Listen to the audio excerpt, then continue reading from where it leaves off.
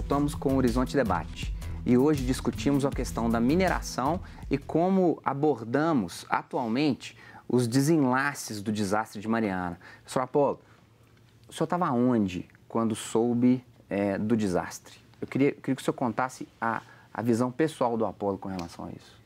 Bom, eu estava em Belo Horizonte, fiquei sabendo pelo noticiário, né? E, num primeiro momento, a gente fica preocupado com se houve muitas mortes, né? E preocupa com as pessoas, as crianças. Fiquei imaginando, se fosse de madrugada, ia morrer muita gente. E não acreditei nas primeiras notícias de que o número de mortes eram dezenas apenas. E aí veio todo um filme, né, sobre a quantidade de barragens de rejeito que tem em Minas Gerais, na região metropolitana, sobretudo, e que estão, de uma hora para outra, podem romper, atravessar essas estradas, né, a gente está sujeito a isso a qualquer momento, saindo nas estradas de Belo Horizonte. Quando se houve a certeza de que esses rejeitos chegariam ao Rio Doce, que é tão caro ao senhor, como que foi esse pensamento, esse processo todo? Olha, foi meio paradoxal, sabe? Eu vi aquilo como uma grande tragédia, como se tivesse caído um avião com 300 pessoas. Virou notícia internacional. Mas quando morre 500 pessoas em 3 dias, como num feriado prolongado, não é notícia internacional.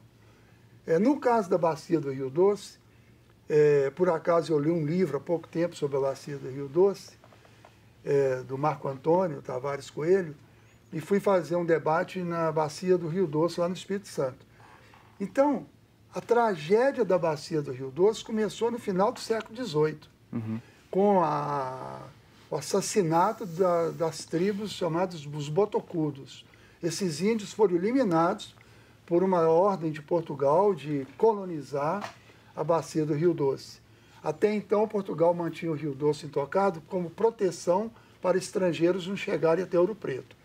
Com a queda da mineração em Ouro Preto, foi liberado essa mineração. Aí depois veio o desmatamento, plantar capim para o gado, plantação de café, plantação de cana, fabricação de desmatamento e fazer carvão para a Belgo Mineira, por exemplo, tanto em Molevade quanto aqui a Trefilaria em Contagem. Sim. Então, a destruição, o assoreamento completo do Rio Doce, a tragédia do Rio Doce começou no final do século XVIII. Foi a última bacia mineira a ser explorada, ela era mantida intacta. Então, na verdade, essa tragédia que aconteceu agora, ela, em termos de dias, foi maior. Mas a tragédia em 200 anos foi maior do que essa. A destruição da bacia do Rio Doce foi muito maior nos 200 anos precedentes do que com essa tragédia. Porque foi uma destruição total. Antes dessa tragédia, era comum as pessoas dizerem: o Rio Doce está seco, está cheio de esgotos, o Rio Doce está cheio de agrotóxicos, o desmatamento violento, está assoreado, a erosão comeu a terra. Só que tem que é uma notícia que não gera a comoção que gerou. Então é igual a queda do avião, 300 pessoas que caem, é notícia internacional. Então, neste mesmo momento agora, o Rio Doce continua sendo destruído, o Rio São Francisco, toda a bacia sendo destruída, e isso não vira notícia nacional nem internacional, não gera comoção. Então, não que eu estou querendo tirar o peso da tragédia que a Samarco provocou com a Vale do Rio Doce. Eu estou querendo dizer que a tragédia da destruição do Brasil, ela é muito maior do que a gente acredita que seja, porque o noticiário não reflete a tragédia diária. É uma tragédia silenciosa. Tragédia lenta. Né? No seu estudo do quadrilátero ferrífero, né, essa realidade que a Apolo está colocando, de 200 anos de exploração, por que a gente não rompe esse tipo de lógica, que é tão perversa? Rogério, o modelo econômico é assim, né, de concentração de renda para alguns, né, socialização dos prejuízos para todos. E o meio ambiente no Brasil veio sempre pagando a conta, quer dizer, a nossa economia ela é subvencionada pelo meio ambiente. Né? Então, só voltando à tragédia de Mariana, quer dizer, não havia nem sequer sirenes, né? nenhum treinamento. Né? Eu venho, por exemplo, atuo na área nuclear, quantos treinamentos de alertas são feitos em Angra? Né? Existe toda uma mobilização, porque tem luz em cima, tem um foco, né, em cima. A mineração em Minas, ela trabalha muito discretamente. Né? Então, como o Hilário que já colocou, né, tem Minas até no nome. Quer dizer, isso não significa que esteja certo, pode estar errado desde da criação do nome. Né? Eu, particularmente, prefiro chamar Minas de Minas de Águas Gerais. Né? Minas Gerais sempre foi conhecida como, né, a caixa d'água do Brasil. Isso não é à toa. O problema é que, especificamente aqui no quadrilátero ferrífero, nós temos uma infelicidade que é a coincidência geológica, que a camada de ferro, do minério de ferro, é também o aquífero. Né? Quer dizer, aquela água subterrânea, ela é armazenada praticamente no minério de ferro.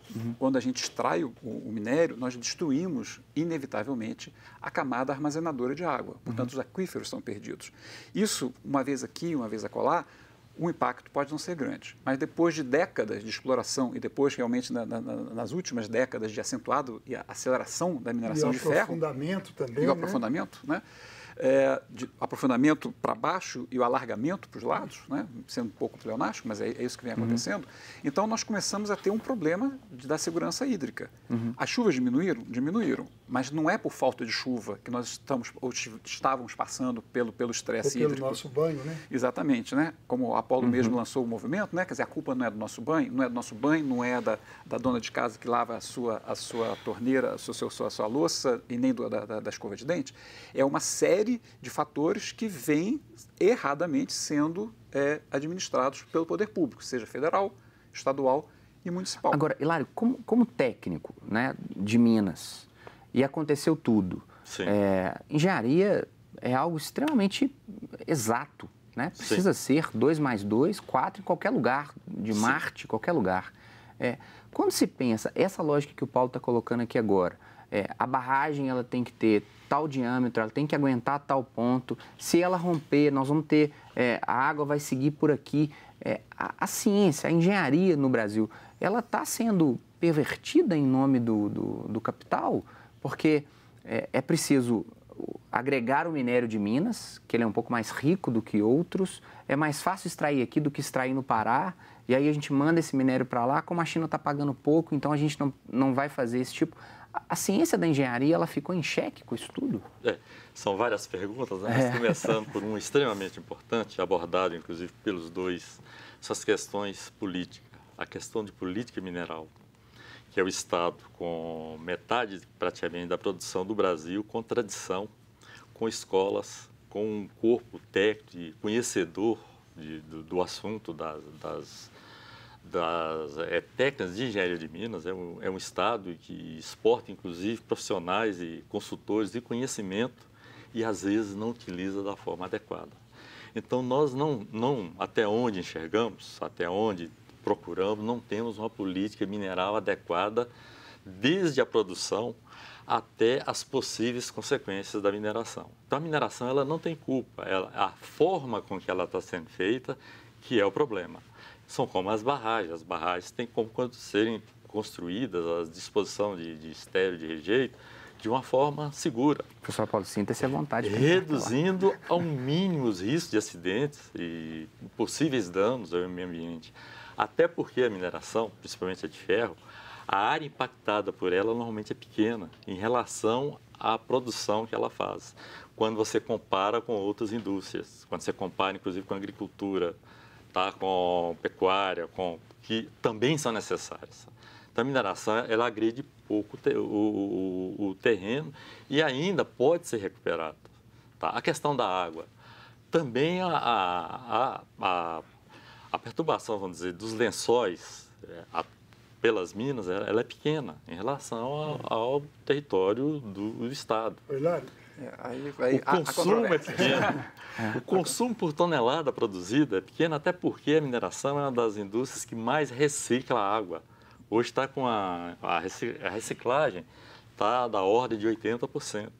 Tá? O que falta realmente, e que se a gente sente, é exatamente uma política mineral mais adequada e uma fiscalização. E por que não tem essa política minerária até hoje? Isso. O Brasil tem 500 anos que foi invadido por Portugal, né? Com todo respeito aí aos portugueses, porque já tinha os índios aqui, né? Falar que o Brasil foi descoberto por Portugal e os índios não é gente, não são gente. Então, No caso, não tem um marco regulatório da mineração, ou o que tem é o praticado em função do interesse do mercado internacional. Eu acho que uma coisa é a mineração. Ela pode trazer muitos benefícios ao Brasil. Outra coisa é que quem manda na mineração no Brasil é o mercado. A Bolsa de Valores de Metais de Londres. O Brasil tem um padrão neocolonial de extração mineral. Então, essa questão política, ela é tão forte que os governadores de Minas, os presidentes do Brasil, são subservientes ao poder econômico da mineração. Então, o povo é oprimido por essa política. A gente não vai ficar discutindo aqui, não, ninguém é contra minerar, mas por que tirar tanto volume de ferro? Porque o preço no mercado internacional caiu para manter o lucro. Então, aumenta a quantidade. Triplica o volume, a quantidade, vendendo o minério barato e descuidando da segurança. Olha, por exemplo, como que pode, em vez de construir uma ferrovia para levar o minério para o Espírito Santo para o Rio, começa a usar mineroduto, levando água, essa água que dá para abastecer grandes cidades do Brasil, e depois não assume que isso é um crime.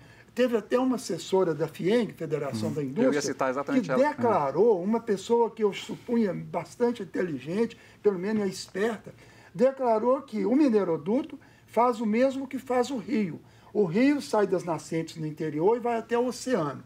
O mineroduto tira a água do interior e leva para o mar. Ou seja, desconheceu todo o papel ecossistêmico do rio. Até, Paulo, você colocou que Minas é considerada a caixa d'água.